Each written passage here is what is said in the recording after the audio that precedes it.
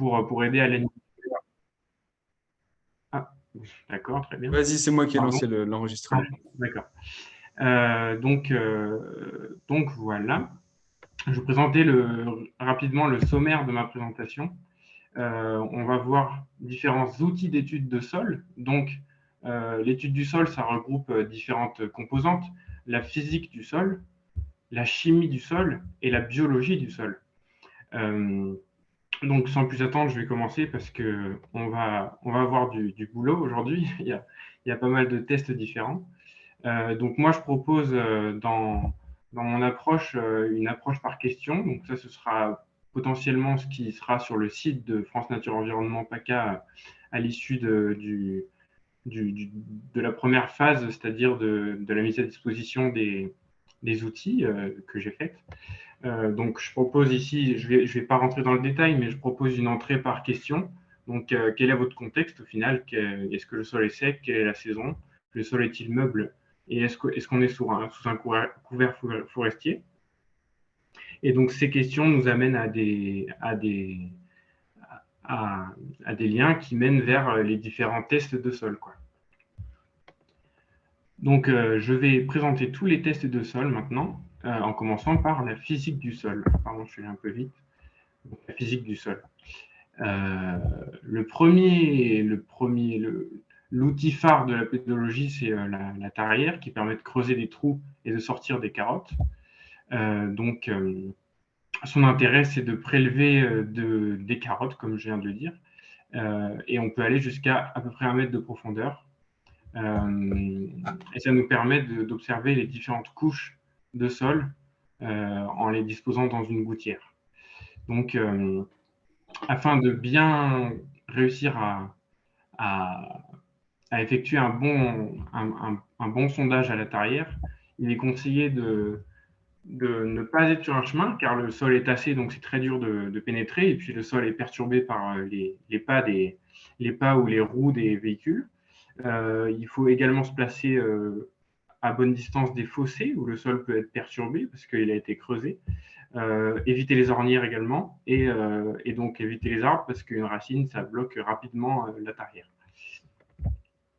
Ensuite, il s'agit d'avoir donc la tarière, vous avez vu l'illustration un petit peu avant, ça a une tête foreuse qui récolte toute la carotte. Et donc, ce qu'on va faire, c'est qu'on va mesurer cette hauteur de la tête foreuse, puis graduer la gouttière graduer la tarière, pardon, tous les H centimètres.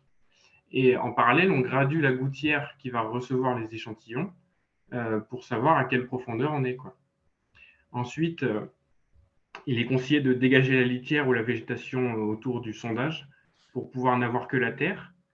Ensuite, on se place bien droit et on tourne le volant dans le sens des aiguilles d'une montre en appuyant dessus pour pouvoir pénétrer dans la terre. Et ensuite, lorsque la tête est pleine, on retire la tarière du sol en effectuant des tours dans le sens anti-horaire et on dispose la carotte obtenue dans la gouttière en veillant pour la première carotte à la placer au zéro de la gouttière graduée pour pouvoir être bien en face de, de la graduation de la gouttière. Ensuite, on répète l'opération et à chaque fois qu'on obtient une tête de forage pleine, on évacue juste le tiers supérieur pour ne pas reprendre ce qu'on a déjà pris. Et donc après, à chaque fois, on met les carottes dans la gouttière, on les aligne et ça nous fait au final un carottage du sol, quoi. Et donc, après, je propose de faire une petite fiche de notation avec les profondeurs et est-ce qu'on voit des différences de couleurs? Est-ce qu'il y a, par exemple, des agrégats dans le sol qu'il n'y a pas partout? Et de quelle taille sont ces potentiels agrégats? Et donc, chaque horizon, donc chaque couche de sol, pourra être référencée par rapport à sa couleur ou ses agrégats et la taille des agrégats. Donc, les avantages de cette technique de la tarière, c'est qu'on a approximativement les épaisseurs des horizons, donc des couches de sol, et que ça conserve la texture du sol. La texture, c'est le pourcentage de sable, d'argile et de limon qu'il y a dans le sol, c'est-à-dire la granulométrie du sol au final. Par contre, les petits inconvénients, c'est que ça ne prend pas en compte la prospection par les racines et que c'est impossible en sol caillouteux. Pour en avoir fait l'expérience, essayer de creuser un sol caillouteux avec une tarière, c'est compliqué. Et les sols secs également sont difficilement pénétrables avec la tarière. Et un autre problème, c'est que ça ne conserve pas la structure du sol, c'est-à-dire sa construction. Donc, ça va casser les modes de terre au final. Ensuite, deuxième test de la physique du sol, le test bêche. Donc, on le réalise avec une bêche comme sur cette illustration. Donc là, ici, on s'intéresse justement à la structure du sol, c'est-à-dire la répartition spatiale et la forme au final des agrégats et des modes de terre. Alors, pour faire un bon test bêche, il faut être sûr que le sol est bien humide. Donc ici en Provence, ça va être, il vaut mieux le faire soit en hiver, soit après une pluie, quoi. Bon, il ne faut pas que le sol soit gelé non plus, il faut bien qu'on réussisse à rentrer dedans, mais et il faut éviter que le sol soit gorgé d'eau également. On creuse une pré-tranchée de 20 cm par 20 cm de côté et 30 cm de profondeur. Puis on prélève un volume de sol à partir d'un des côtés qui fait également un carré de 20 cm par 20 cm et le plus profond possible, donc 30 cm, c'est l'idéal. On place ce volume de sol dans une auge plastique ou sur une bâche et on utilise le schéma suivant pour identifier la structure des mottes. Donc le schéma suivant, c'est un petit arbre de décision qui permet de faire une identification des modes de terre. Ici, si ça tient sur la bêche, on va aller à droite. Si ça ne tient pas sur la bêche, on va aller à gauche. Si ça ne tient pas sur la bêche, c'est que c'est un sol de type ouvert, donc on notera haut. Si ça tient sur la bêche, on regarde si ça tient sur la bâche ou dans la gamate qu'on a utilisée. Et ainsi de suite, on regarde les propriétés du sol. Est-ce que c'est repris en masse? Est-ce que c'est ouvert à tendance continue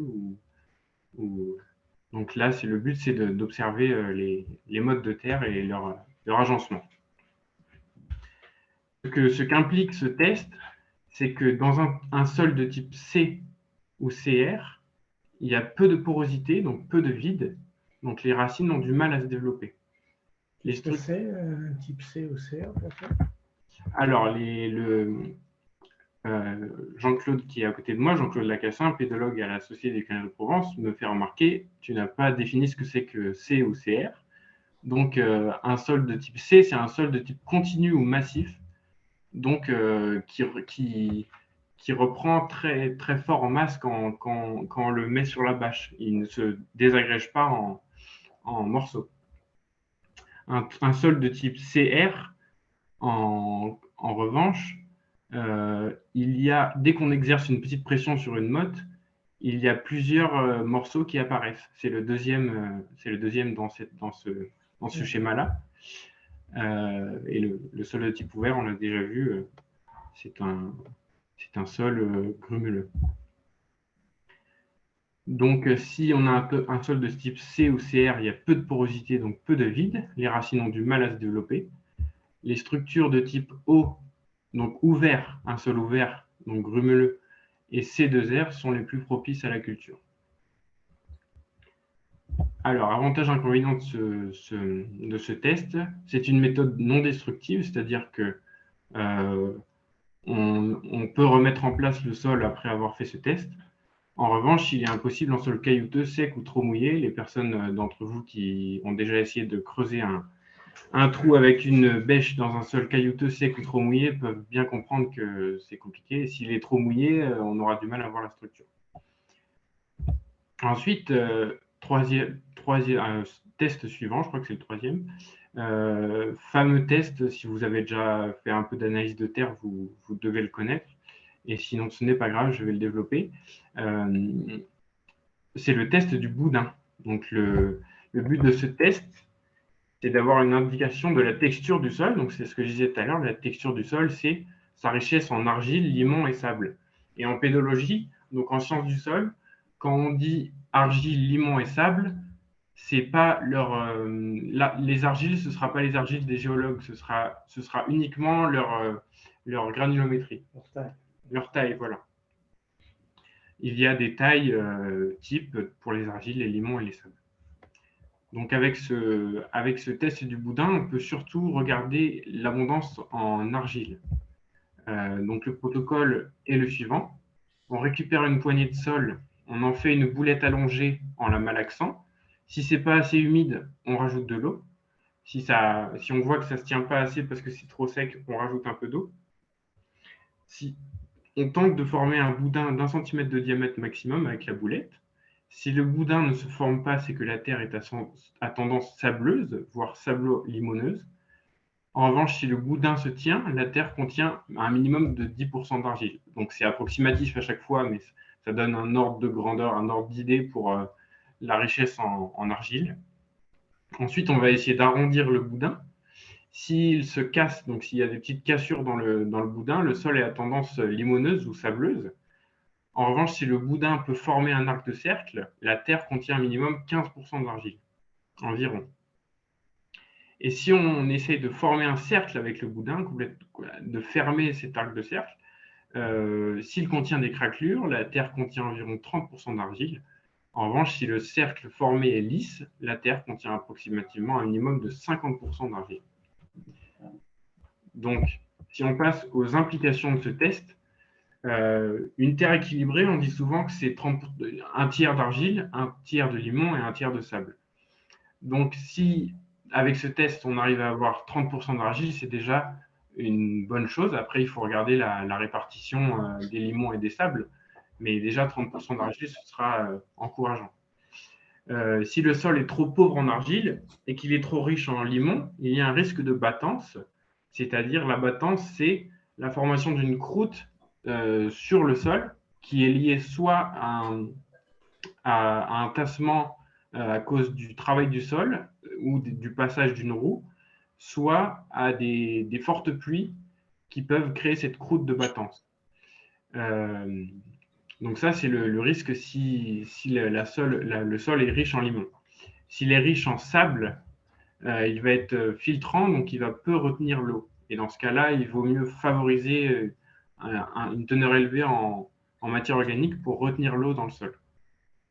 Si le sol est trop riche en argile, il aura tendance à être asphyxiant et lourd à travailler s'il n'est pas bien structuré par l'activité biologique. On peut tester les richesses en sable et limon et en argile par le test de sédimentation qu'on va voir plus loin. Ou alors, on peut, si on a un peu les moyens, on peut se payer une analyse physico-chimique de la terre en laboratoire. Avantages et inconvénients de cette méthode, c'est également une méthode non destructive puisqu'on prélève un tout petit peu de terre.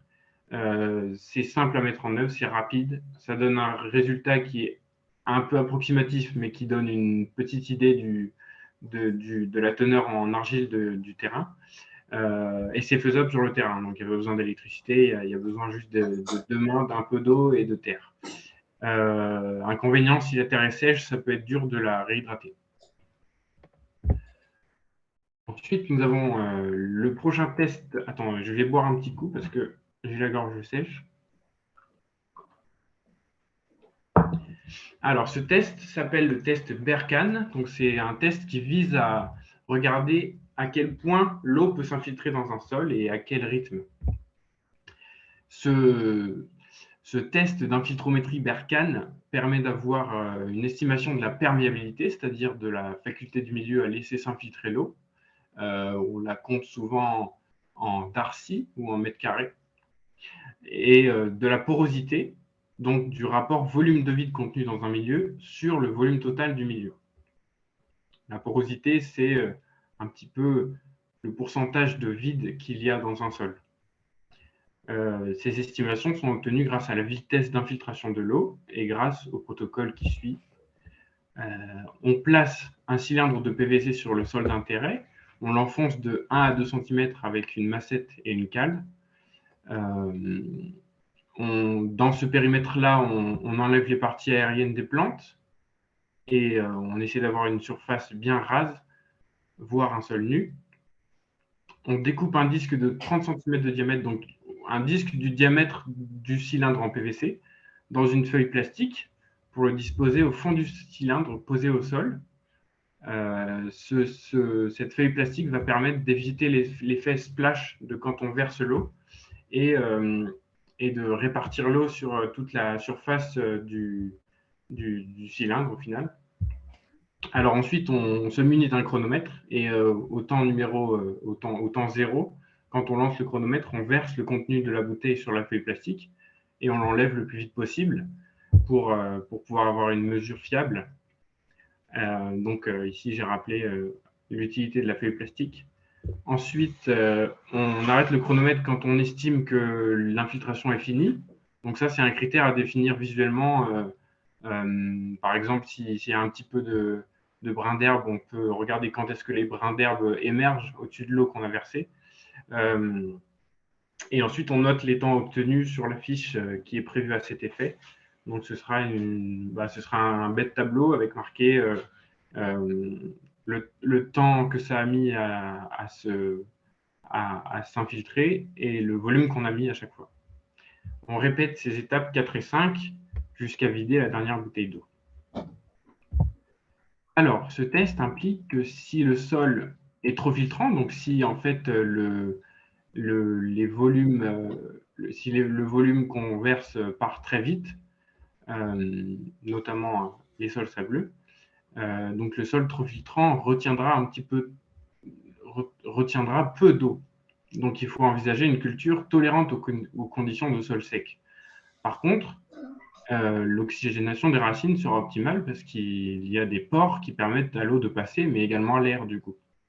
À l'inverse, un sol trop imperméable, notamment les sols riches en argile, fera ruisseler l'eau à sa surface et accentuera l'érosion hydrique. Le tout est de faire que la vie du sol le structure et l'aère pour atteindre le juste milieu. Les avantages de ce test Berkan, c'est que c'est une méthode non destructive. On ne fait qu'enfoncer un petit cylindre en PVC dans le sol. Il est simple à mettre en œuvre, il est assez rapide et il donne un résultat quantitatif. Ensuite, et par contre, l'inconvénient, c'est qu'on peut difficilement comparer différentes parcelles. On peut comparer par contre des occupations du sol, par exemple entre deux rangs de vignes, un rang où il y a de la végétation et un rang où il n'y en a pas, on peut regarder une différence. Le test suivant, toujours dans la physique du sol, c'est le Slake test. Donc là, on peut utiliser des bocaux à cornichons avec des petits paniers qui descendent, ou alors des bocaux remplis d'eau avec un grillage type le grillage qui est sur cette illustration. Ce Slake test permet de comparer la stabilité de deux sols.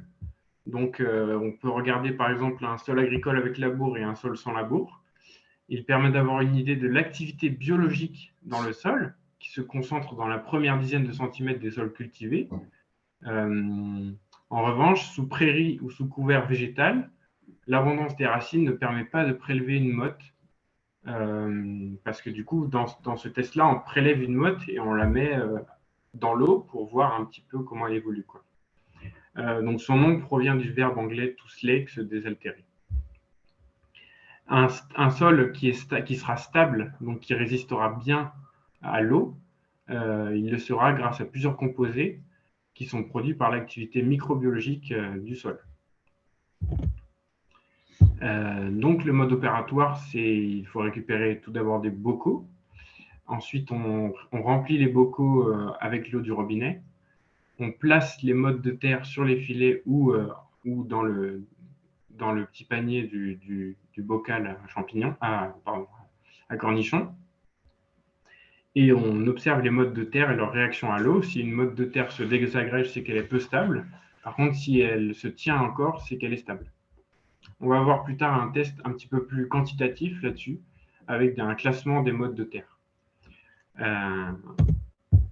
Alors, ce test fait que si le sol testé est stable par sa structure, donc par la présence de micro-agrégats, il le sera grâce à plusieurs composés qui sont produits par l'activité microbiologique du sol, comme je l'ai dit juste avant. Et donc, plus un sol a une structure stable, plus il empêche le ruissellement. Il ralentit le cycle de l'eau et permet à celle-ci de s'infiltrer doucement pour rejoindre les nappes phréatiques.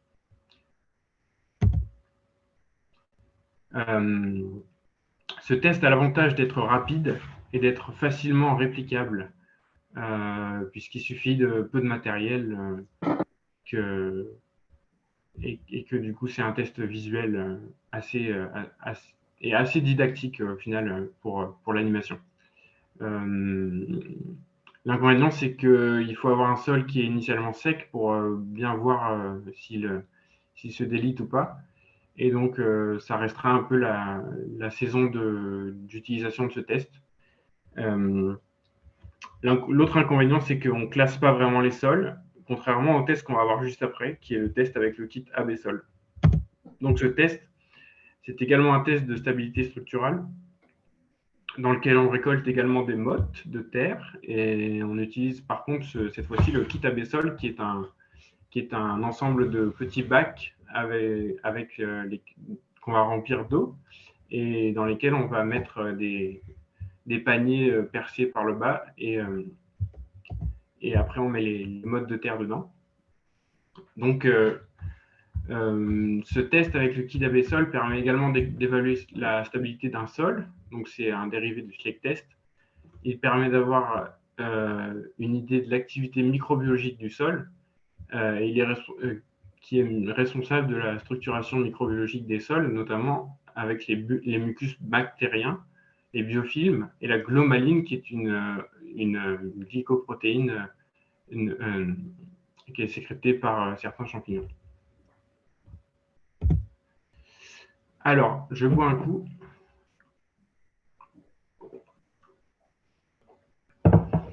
Le mode d'emploi pour le test avec le kit AB Sol, il faut donc, comme j'ai dit avant, trouver des mottes de terre sèches et d'assez petite taille pour rentrer dans les casiers.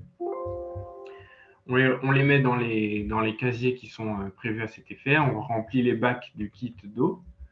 On immerge les casiers dans leur emplacement dans le bac en eau. Et on enclenche en même temps le chronomètre pour une première minute d'immersion. Et ensuite, on va suivre ce tableau. Donc, en fait, le texte qui est en dessous, là, ça se recoupe avec le tableau que je vais vous montrer. En fait, voilà, on a 5 étapes. À chaque fois, on fait 1 minute de trempage. Celles et ceux qui étaient là à Colineo, qui ont pu venir me voir sur mon stand, je l'ai montré. Donc, on trempe 1 minute d'abord. Puis après, on fait 5 trempages successifs. Et après, on regarde le pourcentage de la motte initiale qui reste. S'il reste moins de 10% en volume des mottes initiales, on a un résultat, le test s'arrête et on a un résultat si le sol est de classe 1. Donc ça, c'est le moins stable structurellement. Et donc, on va répéter cette opération autant de fois que possible. Et à chaque fois, s'il reste moins de 10% du volume des mottes initiales, le test s'arrête et le sol est de la classe correspondante. Donc, si le sol testé est en moyenne de classe 1 ou 2, le sol est très instable. Son activité biologique est très insuffisante puisqu'elle n'a pas réussi à coller, entre guillemets, à faire des agrégats de sol qui se tiennent. Si le sol testé est en moyenne de classe 3 ou 4, le sol est moyennement stable. Son activité biologique modeste doit encore être renforcée. Si le sol testé est en moyenne de classe 5 ou 6, le sol est très stable. Son activité biologique est particulièrement forte. Donc, c'est plutôt entre guillemets, le but à atteindre, ce serait un sol de classe 5 ou 6 qui serait très stable structurellement, donc très résistant à une forte pluie, par exemple. Ensuite, donc ce test a l'avantage d'être rapide, facilement réplicable et qu'il donne un classement du sol en différentes catégories. Et on peut comparer grâce au kit plusieurs mottes et en établir et on peut voir donc une stabilité moyenne d'un sol en faisant plusieurs réplicas. Inconvénient, le prix, c'est un peu cher et ça nécessite d'avoir des mottes sèches. Prochain test, on retourne sur la texture des sols, donc les pourcentages de chaque granulométrie, donc argile, limon et sable. Pourquoi on effectue ce test?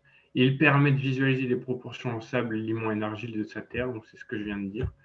Et donc, on a une indication de sa texture.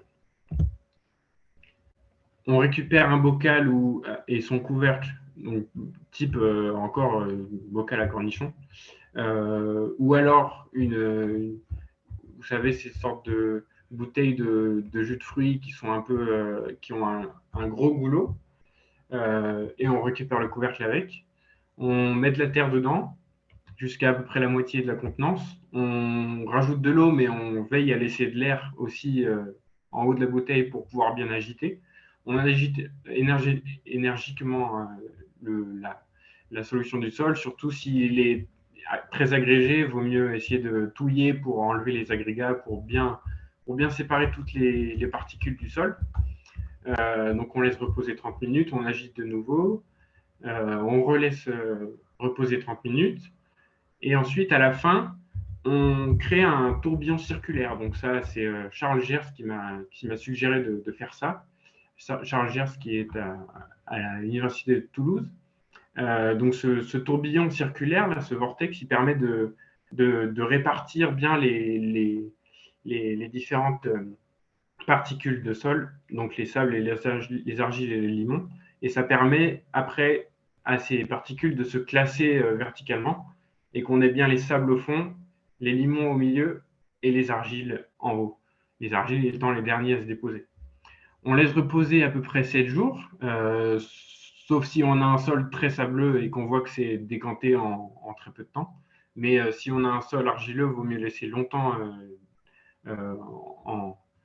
au repos pour que ça ait le temps de se déposer. Ensuite, on mesure les épaisseurs respectives des sables. Donc ça, c'est visuel. Donc ça, c'est un peu le défaut du test, c'est que c'est un peu visuel. Faut essayer de regarder quels sont les plus gros grains. Les plus gros grains, ce sera le sable, ensuite ce sera le limon et ensuite l'argile. Donc on mesure ces trois épaisseurs, l'épaisseur totale des sédiments, et ensuite on fait des pourcentages. Donc c'est des pourcentages basiques, épaisseur de sable sur épaisseur totale fois 100, etc. Et après, on peut placer l'échantillon dans un triangle des textures. Et ça nous donne le triangle des textures, ça ressemble à ça. Et donc après, on obtient un point dans ce triangle-là qui nous dit de quel type est notre terre, de quelle texture a notre terre. Donc là, ce sera visuel et ce sera intéressant d'avoir ce classement-là. On dit souvent qu'une terre équilibrée, c'est 33%, un tiers, comme j'ai dit tout à l'heure au final, un tiers d'argile, un tiers de limon et un tiers de sable. S'il y a une majorité d'argile dans la terre, il vaut mieux s'attendre à une terre lourde et dure à travailler. S'il y a beaucoup de sable dans la terre, elle va être un peu filtrante, elle va laisser passer l'eau facilement.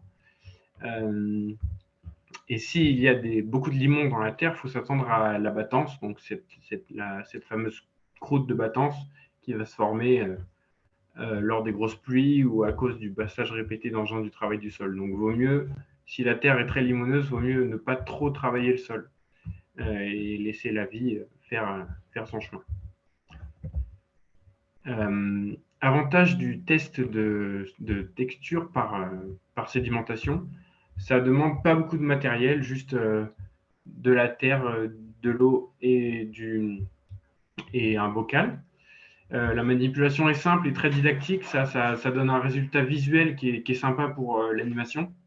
Le résultat, en revanche, est un peu approximatif parce que c'est à l'œil qu'on fait le classement des différentes granulométries. Inconvénient, ça peut être un peu long à laisser reposer, donc pour les animations, il vaudra mieux en prévoir un quelques jours avant pour qu'il y ait le résultat. Mais vous pourrez aussi faire pour l'animation le test en live et puis le laisser reposer plus tard pour que les personnes qui seront là et qui suivront l'animation puissent voir qu'est-ce qu'on fait en pratique et qu'est-ce que ça donne au final après le repos. Et donc, comme je disais, le petit inconvénient, c'est que c'est un peu approximatif et que c'est fait à l'œil, quoi. Je vous propose de faire un tour de questions sur la physique du sol, si vous avez des questions sur les différents tests. Voilà. Je vous laisse la parole.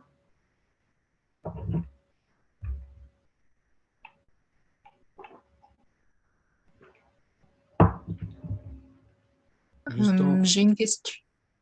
Vas-y, Manon, pardon. Oui, Manon? Désolée. J'ai une question pour le dernier test. Ça me fait penser un peu à une centrifugeuse. Qu'est-ce que ça donne si on fait tourner très très vite, comme dans une centrifugeuse? Ça donne rien, ça fausse tout, ou ça... Qu'est-ce que ça donne? C'est pas l'idéal dans une centrifugeuse, ça va perturber, ça va peut-être fractionner des éléments. Non, c'est pas nécessaire. C'est pas nécessaire.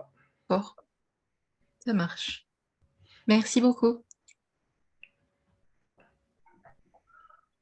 Alors, je lis un peu dans les commentaires qu'attention, il existe plusieurs triangles de texture, donc il faut bien donner la référence du triangle, mais je pense que il y a la source sur le côté. Et une question de Guillaume Bouchard, donc la difficulté à utiliser la terrière dans les sols caillouteux. As-tu pu utiliser une terrière spéciale caillou? Elle semble plus appropriée dans ces sols. Non. Non. Alors, mon maître de stage qui a 40 ans d'expérience dans la pédologie dit que ça n'existe pas vraiment. Si, il y a une terrière spécifique pour sol caillouteux, mais nous, on ne l'a pas utilisée. On en avait acheté une, mais on nous l'a volée. Ah, bon, elle a été volée. Donc, c'est plutôt un mauvais souvenir. Okay. Ouais.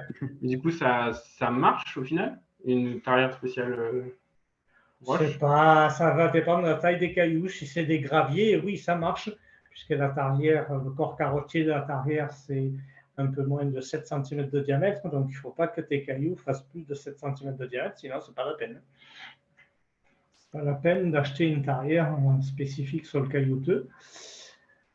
Voilà, il faut que ce soit des petits éléments grossiers, donc des graviers et des cailloux de moins de 7 cm de diamètre. Très bien. On entend bien Jean-Claude quand il parle? Oui, oui. Ok, super. Et une petite question encore de Mathieu. As-tu étudié la répétabilité de ces mesures pour le BERCAD? Une seule mesure suffit ou il faut faire des répétitions pour être représentatif?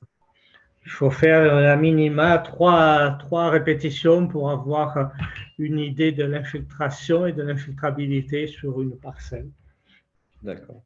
Alors moi, ce que je propose, c'est de continuer un petit peu parce que le temps file. Elliot, ce que je te propose, c'est peut-être de limiter un petit peu l'explication du test, enfin de la mise en application du test. Parce que c'est ça qui prend un peu de temps et sachant qu'on pourra rediffuser le PowerPoint aux participants. L'idée étant surtout de mettre en valeur les usages de chacun de ces tests et leurs implications, leurs avantages et inconvénients. Comme ça, ça réduit un peu. Je vais plus vite sur les protocoles, quoi. Plus vite sur les protocoles et sinon c'est parfait comme ça. Et peut-être éviter de tapoter trop sur la table parce que ça fait un petit son. Ouais, on va mettre ça, ok, on va mettre les mains en l'air, ça roule. Mais sinon au top, on peut attaquer la deuxième partie. Cool. Donc maintenant on est sur la chimie du sol. On va attaquer direct avec le test du carbone labile. Donc qu'est-ce que le carbone labile? Le carbone labile, c'est le carbone disponible pour la nutrition des micro-organismes du sol. Et donc, ce test permet de savoir si le carbone est disponible ou pas pour la microbiologie du sol. Et donc, cette matière organique labile va être facilement oxydable par l'eau oxygénée. Et cette réaction d'oxydation produit un gaz, donc produit de la mousse visuellement. Donc un sol qui moussera beaucoup à son exposition à l'eau oxygénée sera riche en matière organique disponible, dite labile. Ensuite, on a le mode d'emploi ici. Je ne vais pas détailler du coup. On utilise juste de l'eau oxygénée à 30 volumes. Donc il suffit de faire une dilution pour en obtenir. Si la terre ne mousse pas, ça veut dire que le sol est pauvre en carbone labile. Si la terre mousse peu, le sol contient du carbone labile, mais ce n'est pas optimal pour la croissance des micro-organismes du sol. Si la terre mousse franchement, c'est un indicateur d'une bonne disponibilité du sol en carbone labile. Par contre, en pratique, je viens de le faire dans le compost de mon jardin chez moi, à 30 volumes, avec une solution de H2O2 qui est à 30 volumes, ça mousse peu, même dans un compost qui est censé avoir de la matière organique un peu évoluée, quoi. Ben justement, si c'est un compost très mature, très évolué, ça ne réagit pas. Il faut que ça soit de la matière organique libre, fraîche, dite labile. C'est là que ça réagira. Donc, si tu as pris un compost déjà très mature, c'est de la matière organique liée, plus ou moins stable. Et donc, la réaction de l'eau oxygénée est normalement plus faible et moins visible. C'est normal. Ok, bon, bah, tout va bien au final. Ok, j'ai fait un petit non-sens. Ça roule. Alors, ensuite, avantage, c'est ça montre bien si la matière organique est disponible ou pas pour la vie biologique du sol qui va la rendre liée au final. Le test est rapide à effectuer. Il peut donner, si on le fait par exemple si on a fait un test de la tarière et qu'on verse un petit peu d'eau oxygénée sur les différentes couches de sol, on peut voir un peu un profil de disponibilité du carbone en fonction de la profondeur. Donc c'est un test visuel, donc didactique. Par contre, c'est uniquement qualitatif. Il n'y a aucune quantification du taux de matière organique liée ou libre ou labile. Donc libre et labile, ce sont des synonymes. Et ça ne quantifie pas le taux de carbone labile dans le sol, comme je viens de le dire. Ensuite, le test du carbonate de calcium au HCl, ça c'est très sympa pour l'animation parce que ça fait des bulles. On teste la présence de CaCO3, aussi connu sous le nom de carbonate de calcium, dans son sol, pour savoir quel est le type de sol, est-ce que c'est un sol calcaire, mais aussi pour estimer la quantité de carbonate de calcium qui est présent dans le sol, et ou pour déterminer si les éléments grossiers sont de nature calcaire. Savoir si le sol contient du calcaire peut permettre de choisir de cultiver des plantes calcicoles, donc qui aiment bien le calcaire. Quelques exemples, la lavande, l'œillet ou le cyste de Montpellier. L'acide chlorhydrique dilué à 10% sera utilisé et quand on le met en présence de CaCO3, ça provoque cette dissolution et cette réaction rejette du CO2, ce qui donne l'effervescence et les bulles. Voilà, le protocole, je le laisse là pour vous, mais il sera disponible de toute façon. Toute cette présentation sera disponible. Ensuite, donc voilà, comme je viens de le dire, en fait, il y a des redites, je suis désolé, mais ça permet de choisir les cultures qu'on va mettre sur le sol, s'il y a du calcaire ou pas. Avantage test visuel, c'est marrant pour les enfants notamment, et même les adultes au final, on est toujours un peu joueur. C'est un test qui est très rapide. Par contre, comme le test avec l'H2O2, c'est uniquement qualitatif et ça ne quantifie pas vraiment le taux de carbonate de calcium dans le sol. Ensuite, on va faire un test du pH du sol.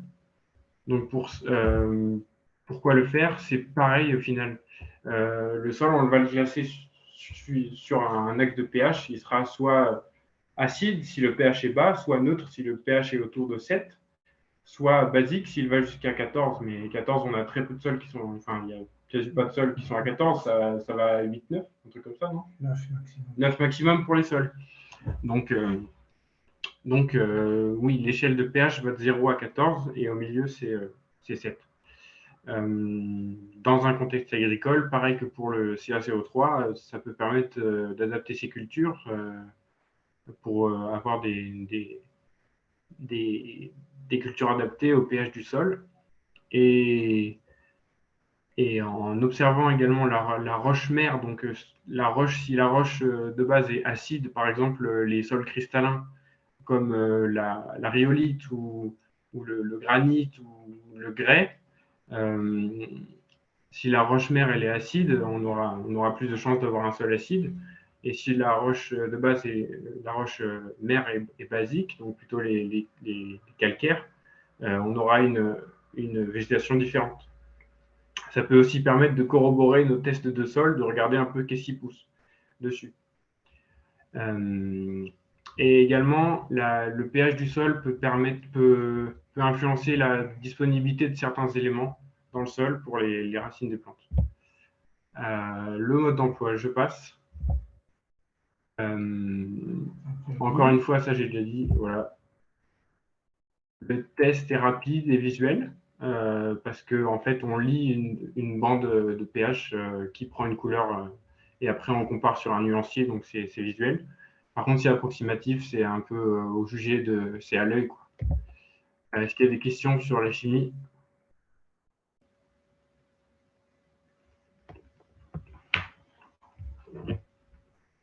Alors, il y avait une petite remarque dans le chat de la part de Laurent. Il expliquait que c'était d'autant plus difficile à quantifier que les bulles de l'oxydation seraient du CO2, celles de l'action des peroxydases seront de l'oxygène. Donc voilà, petite remarque dans le chat, mais pas plus de questions sur ce volet chimie. Je ne sais pas pour les autres participants, participantes.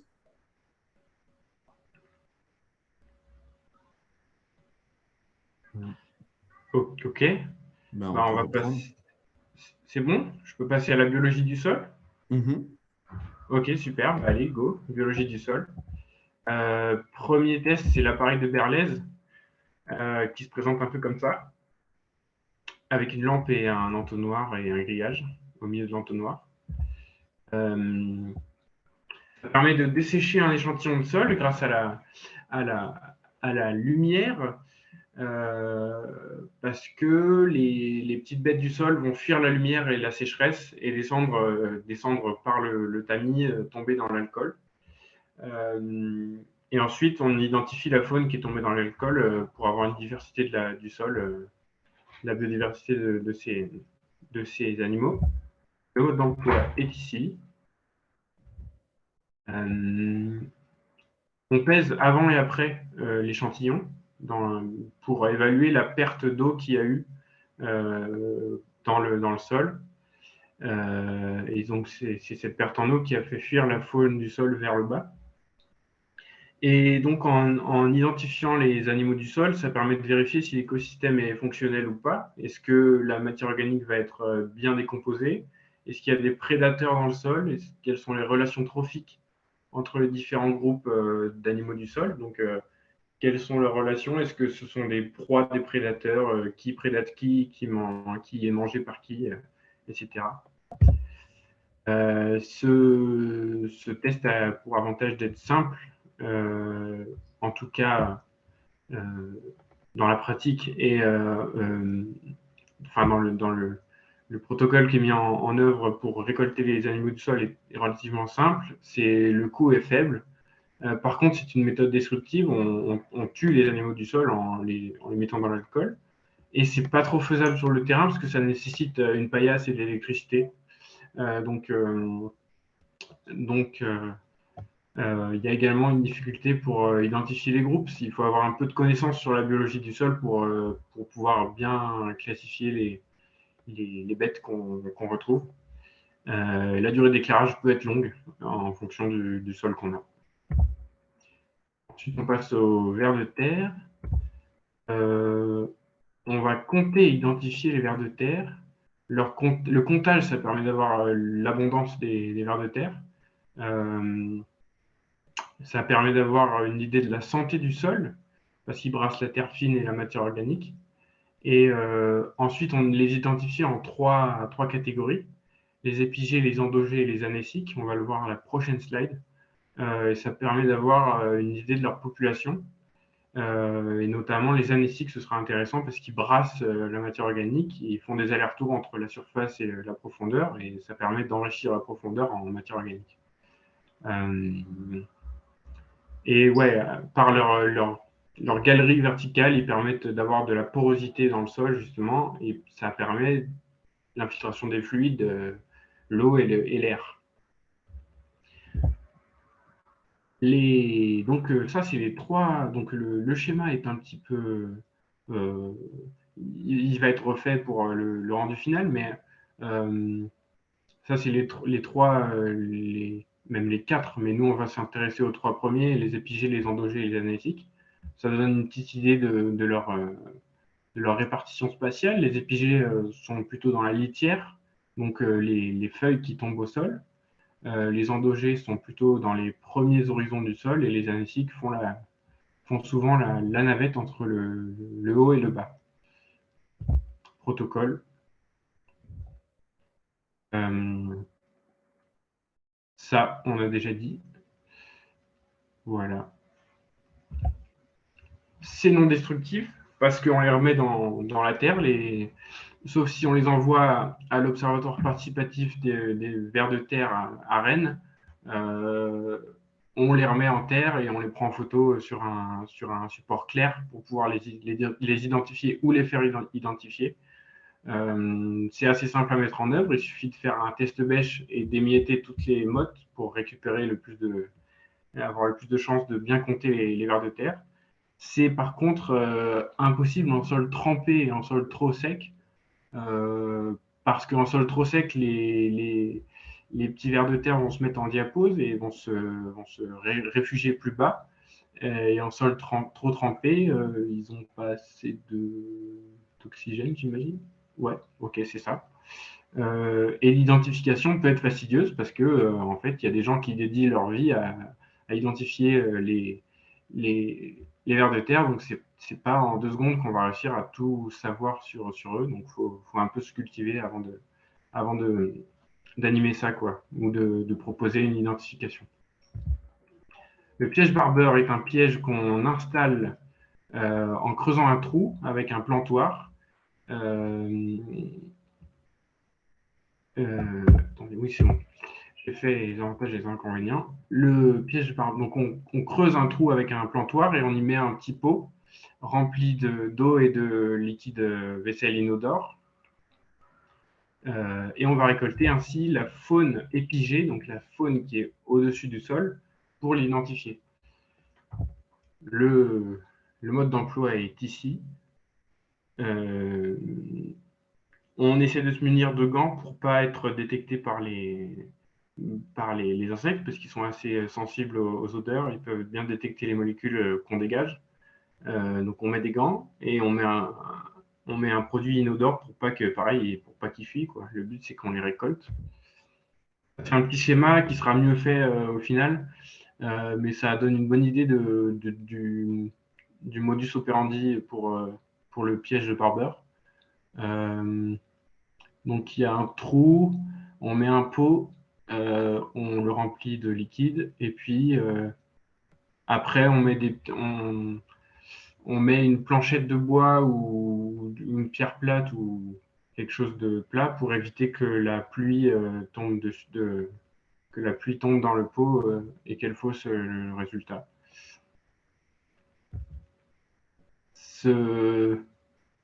Voilà, ça c'est pareil que pour l'appareil de Berlez. En fait, c'est voilà, quelles sont les relations trophiques dans le sol, qui y a à cet endroit-là, qui se déplace ici. Est-ce que c'est bien fonctionnel? Est-ce qu'il y a des prédateurs et des proies? Qu'est-ce qui se passe au niveau biologique, quoi? Alors, c'est assez simple d'installation. Il y a un coût qui est relativement faible et on a accès à des espèces qui sont peu visibles parce qu'on peut le laisser la nuit et du coup, on peut le voir. On peut voir ce qui se passe la nuit aussi, quoi, suivant quand on le met. Par contre, s'il fait frais, il y aura moins d'animaux. La pose du piège est relativement longue parce qu'il faut creuser et puis il faut mettre tout le dispositif. Et le temps d'attente est assez long, donc pareil pour l'animation, il vaut mieux s'y prendre un peu avant pour avoir des résultats, quoi. Et c'est une méthode destructive parce que quand ils sont noyés, ils peuvent plus. Je suis désolé, mais quand ils sont noyés, bah, ils peuvent plus ressortir et repartir vivre leur vie. Ensuite, autre test phare, le test du slip. Ça permet d'estimer l'activité biologique du sol. Le but, c'est d'enterrer un slip et de voir s'il est dégradé au bout de 3 mois, par exemple. Et donc, plus il sera dégradé, plus l'activité biologique des composeurs du sol sera importante. Important, il faut que le slip soit en coton bio, parce que s'il est bourré de pesticides, il n'y a personne qui va venir le bouffer, parce que tout le monde sera mort, ou de fongicides, ou de fongicides. Donc, essayez d'avoir un slip qui a un élastique en caoutchouc pour pouvoir bien le retrouver et bien le signaler par une balise, parce que ça dure 3 mois l'incubation, donc il vaut bien le retrouver après. Et sinon, on peut faire ça avec un bout de tissu qui vient d'un t-shirt dont on connaît la taille au début, et puis on regarde son aspect après. Il faut quand même qu'il y ait un élément qui ne se dégrade pas à côté pour bien retrouver le tout. Ça, c'est le mode d'emploi. Donc ça, j'ai déjà dit. Au plus il y aura de décomposition de la matière organique, au plus ce sera disponible pour les organismes du sol. Ensuite, ce test est simple d'utilisation et très pédagogique parce qu'on voit les trous au bout de 3 mois. Ça a un faible coût, c'est rapide à installer. Par contre, ce n'est pas quantitatif, ça donne une idée de ce qui se passe dans le sol, mais ce n'est pas chiffré. Et la durée d'incubation est assez longue. Dernier test, c'est en sol forestier. Donc ça, c'est pas évident qu'on puisse le faire sur les sites parce qu'on n'a pas de site en sol forestier pour les sols vivants, mais ça peut être intéressant pour la culture et puis pour en parler aux apprenants et puis même pour vous cultiver. Et puis ce sera de toute façon sur le site de FNEPACA. On a 3 types d'humus en fait, donc 3 types de mix entre la matière organique fraîche et la matière minérale. Soit le mule, qui est un humus dit actif. Il y a peu de litière, c'est-à-dire que les feuilles et les aiguilles sont décomposées. Quand il y a ensuite dans les horizons un petit peu inférieurs, quand on prend juste sous la litière, il y a une structure qui est aérée et qui est composée d'agrégats de différentes dimensions. Le premier horizon qui est vraiment minéral, donc un petit peu moins foncé souvent, il présente des agrégats qui sont visibles à l'œil nu. Et donc, on voit bien qu'il y a peu de litière, donc ça veut dire que la matière organique est assimilée rapidement. Le modère, c'est un petit peu l'intermédiaire entre le mule et le troisième type qui sera le mort. Donc, c'est un humus qui est forestier, qui est moyennement aéré ou aéré. Les fractions organiques et minérales sont juxtaposées et il y a une incorporation incomplète des fragments de feuilles et d'aiguilles. L'activité des organismes du sol est maximale dans les horizons hauts. Les horizons hauts qui sont les horizons organiques. La structure n'est pas grumeleuse. Il n'y a pas de complexe argilo-humique. Il n'y a pas de petits agrégats visibles. Et la vitesse de disparition du matériau végétal à la surface est faible, donc on voit de la litière sur le sol. Souvent, les pH de ces modères sont inférieurs à 5, ce qui est défavorable au ver de terre anétique, donc ce qui peut expliquer cette faible vitesse de disparition de la litière. Le mort, petit moyen mnémotechnique, c'est ce qu'on m'a dit, c'est que en fait, c'est un petit peu mort au final, parce qu'il y a peu d'activité biologique, donc en fait, il y a beaucoup de litière. Il est peu évolué, donc voilà, c'est ça, la litière reste en place au final. Et il y a une transition brutale entre les horizons organiques, donc la litière et le peu d'agrégats organominéraux qu'il peut y avoir, et les minéraux.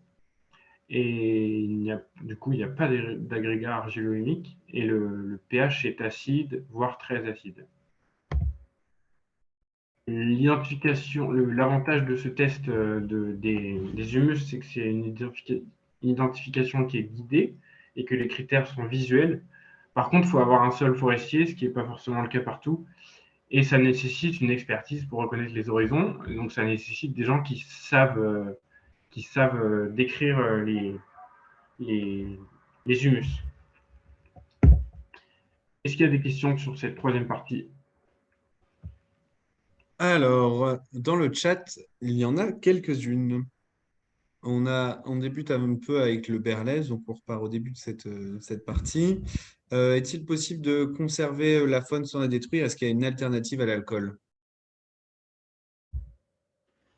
Bah, ça paraît compliqué parce que de toute façon, on les met 12 heures à une semaine. Donc, en fait, en une semaine, ils ont perdu leur force Non, je pense, et on avait testé, enfin, on imaginait tester ça à Colinéo en intérieur, où on peut faire le Berlez. Non, pas, voilà, pas le barbeur, le Berlez, Elliot. pardon, oui, Ouais, c'est excuse-moi. pour ça. Et donc, en Ouais, je fait, confonds toujours les deux. en fait, on peut aussi juste faire tomber les espèces dans dans un petit bocal. Euh, mais ici, ils seront pas figés et pas morts. Donc, ça limite Oui, aussi oui, on peut faire ça. Ouais, la on peut essayer de ne pas capacité. mettre de liquide, ouais. Ouais, Voilà. effectivement. Donc, Un vivarium en dessous et. c'est ça. Je pense que c'est Ok. une solution. Ensuite, il y avait une question dans le même temps par Mathieu.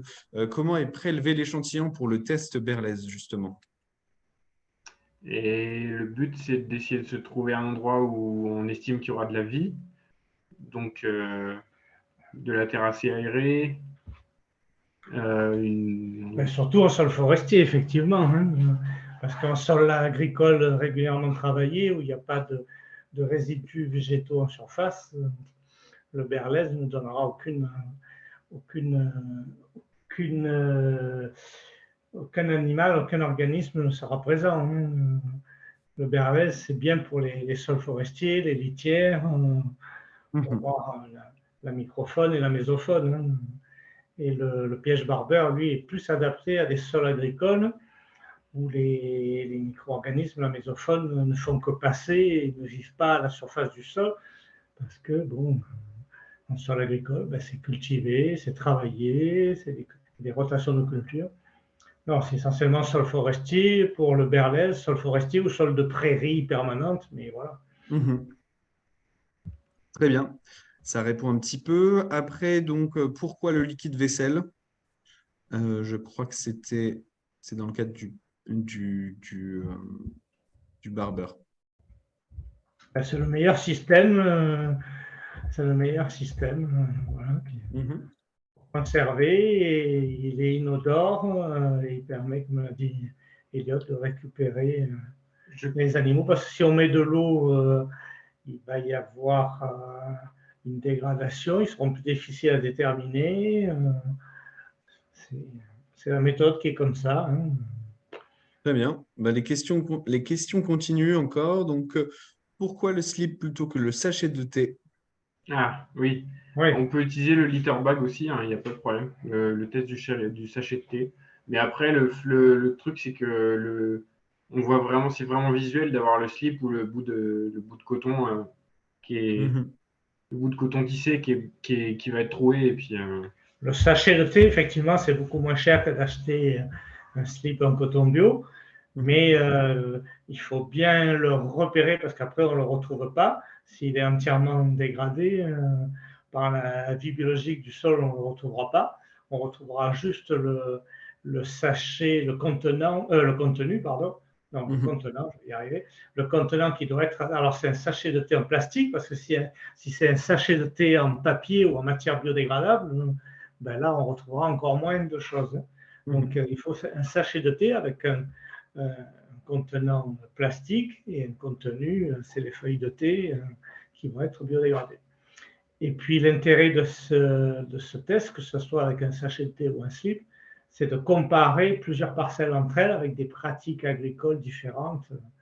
Voilà, Mhm. ça permet on Très bien. l'utilise beaucoup dans la transition agroécologique pour montrer les parcelles qui ont une bonne activité biologique par rapport à des parcelles qui sont en agriculture intensive, surfertilisées, traitées, Mais, travaillées. mais j'imagine que ça répond un petit peu à une question de Manon qui était et si on le fait sur un sol agricole en jachère? Donc, on imaginerait que sur un sol agricole en jachère, le barbeur, enfin, le barbeur ou même prélevé pour le berlez, on aurait peut-être plus de réponses. Et je Oui, continue avec donc, quelle est la profondeur où enterrer le slip. Donc, c'était peut-être ici dans la Les présentation 10 du premiers protocole. centimètres. Mais c'est dans le mode d'emploi, tu l'as mis, je pense. Hein. Ouais.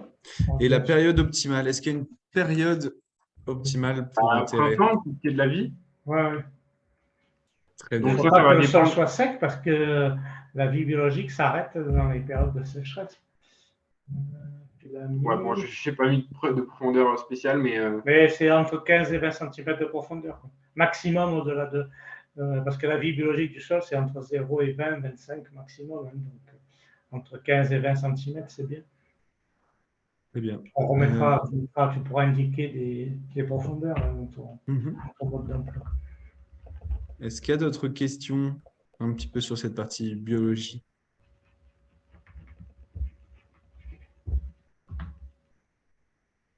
Non, pas plus que ça. Alors, Elliot, est-ce que de ton côté, c'est tout ou il te reste une partie?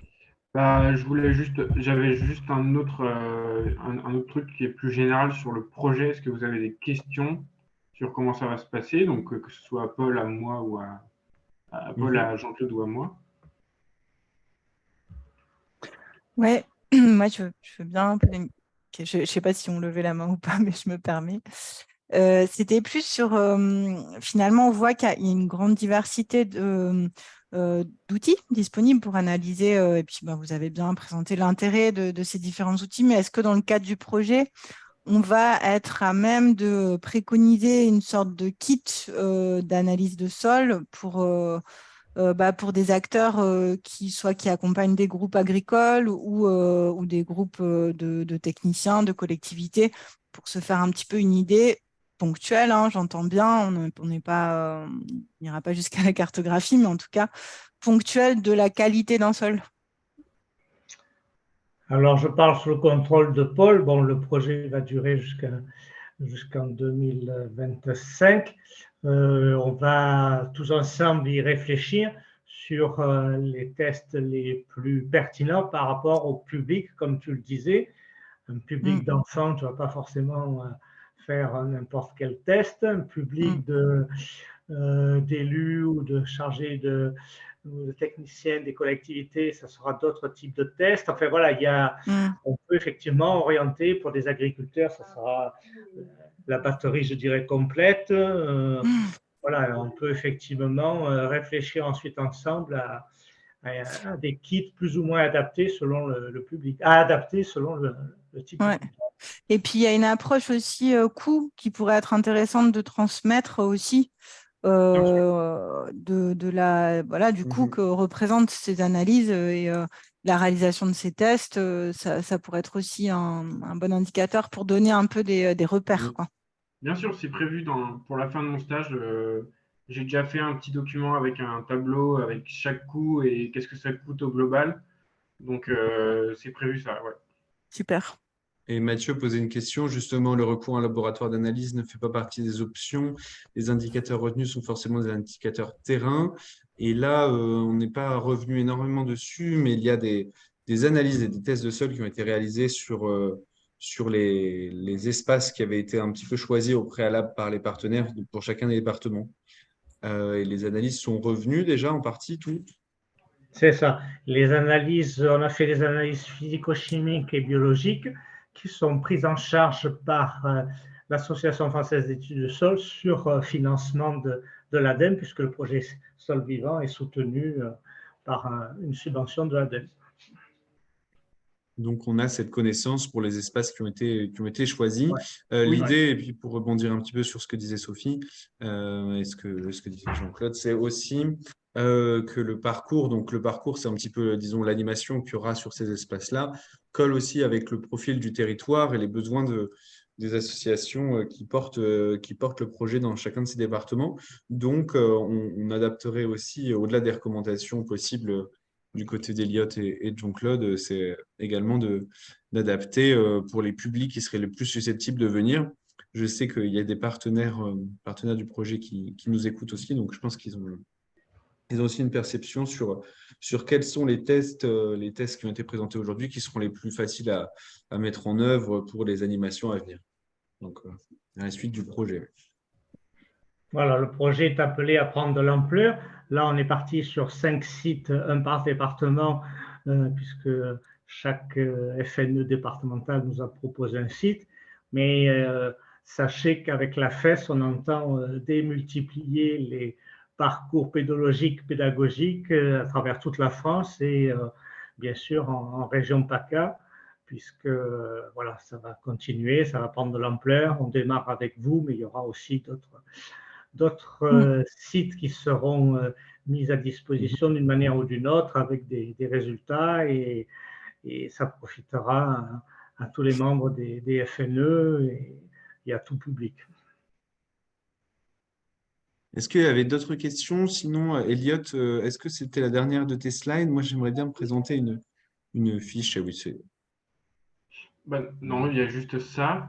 C'était juste pour dire qui a contribué, puis ça, voilà, un petit clin d'œil. Merci. Et Voilà. moi, j'allais justement faire le lien directement. Alors, si tu… Voilà, Tu veux que je continue. montre une fiche d'études bon. d'un sol? J'en ai une. T'en as une? Normalement, c'est bon. Tu partages ou? Oui, ça Ok. partage en direct. Je pense que vous voyez. Donc, c'est vraiment, on a essayé de faire, alors c'est en cours avec Elliot et Laetitia qui nous a accompagnés sur ce projet depuis quasiment le début. Donc, c'est-à-dire de synthétiser un petit peu la présentation en PowerPoint que vous avez eue sous forme de fiche outils. Donc, ici, le contenu ne change pas beaucoup par rapport à la présentation précédente, mais c'est plutôt la mise en forme que l'on imaginait. Et donc, ce serait des fiches téléchargeables par tout à chacun sur la page du site, avec ici les avantages et les inconvénients. Bon, ici, la fiche de notation n'est pas forcément à l'échelle, évidemment, mais on en aura une pour chacun des tests de sol qui ont été présentés et donc qui sera téléchargeable plus facilement. Là, c'était un peu ça sera aussi une manière de faire vivre un petit peu ce travail de recherche des tests de sol. Et donc, ici, on est vraiment sur peut-être le niveau le plus accessible pour la diffusion, mais il est vrai que ça peut être un petit peu renforcé avec les questions de coût, les questions de matériel, etc., qui ne sont pas forcément les plus… voilà, qu'on peut faire plus en interne en amont. Et je tiens à rajouter aussi qu'il y aura dans le même style des fiches sur les sites avec en projet, je suis en train de travailler dessus, un niveau de lecture débutant pour des petites informations bien didactiques sur chaque site d'intérêt et un niveau expert où il y aura plus d'analyses un peu plus pointues avec des explications et à chaque fois des lexiques et des choses comme ça qui expliquent bien ce dont on parle. Voilà, je rajouterai pour que tout le monde comprenne bien de quoi il s'agit. Il y a eu 5 profils de sol, donc 5 fosses pédologiques qui ont été ouvertes à la pelle et à la pioche. Le pédologue a décrit les différentes couches, les horizons donc. Il y a un texte qui explique ce que j'ai vu, observé, décrit et qui sera, comme le rappelle Elliot, expliqué à plusieurs niveaux, un niveau grand public et un niveau plus expert qui sera accessible donc à tous les membres de FNE, puisque vous êtes censés à terme être ambassadeur du sol, donc vous pourrez réutiliser ça et puis on sera là aussi pour continuer à vous accompagner. Merci pour cette synthèse. Est-ce qu'il y a d'autres questions de la part des participants? À vous de vous donner un petit peu les prochaines dates du projet. Je ne vois pas de micro qui se coupe. Dans tous les cas, alors, pour la suite du projet, et là, ici, donc Elliot reste encore un petit mois pour finir tout ce travail-là de synthèse. Donc, en interne, on aura les retours et ensuite, toutes ces présentations qu'on vous a faites seront sur la page du site. La page du site Sol Vivant, on espère la finir, disons, pour le lancement à la rentrée de septembre, avec justement les contenus sont déjà écrits, mais la partie mise en page prend beaucoup de temps et on essaye d'avoir quelque chose aussi de pérenne pour la suite du projet et même qu'on ne soit pas trop attaché au projet. Dessus, on pourra retrouver toutes les actions dans chacun des départements aussi. Donc, le designer une carte, ça prend aussi du temps. Donc, l'objectif, c'est de vraiment avoir une page synthétique sur le projet qui permettent aussi d'avoir une vie au long cours. On aura également ici l'adresse solvivant@fnepaca.fr qui a pour but aussi un petit peu de mobiliser les différents publics qui ne sont pas forcément sur le terrain avec nous au quotidien. Et donc c'est aussi une des plateformes pour essayer de lancer un petit peu ce projet. Et puis, on invite tous les participantes de la journée d'aujourd'hui à en parler autour d'eux. Donc, pour aujourd'hui, c'est vrai que le contenu du projet n'est pas forcément tangible, hormis ce webinaire et la fête des sols vivants, on a plutôt un travail en interne, mais ça va arriver très vite, fin d'année 2023-2024, avec les premiers parcours, etc. Et donc, on est preneur de relais sur le terrain et aussi de participation à l'évaluation, à la recherche et au test de ces prochains parcours. Pour aujourd'hui, si pas de nouvelles questions, on peut clôturer ce webinaire. Un grand bravo à Elliot et Jean-Claude aussi qui l'a accompagné pour ce travail autour des sols et puis aussi surtout quelque chose qu'on a moins présenté mais qui est la synthèse des tests, des évaluations terrain qui ont été faites, qui seront aussi disponibles évidemment sur le site. Et donc c'est une belle avancée. Merci beaucoup. Merci à tous. Je clôture cette réunion et n'hésitez pas à nous envoyer un mail à solvivant@fnepacam.fr si vous avez besoin d'informations. Bon après-midi, au revoir. Au revoir.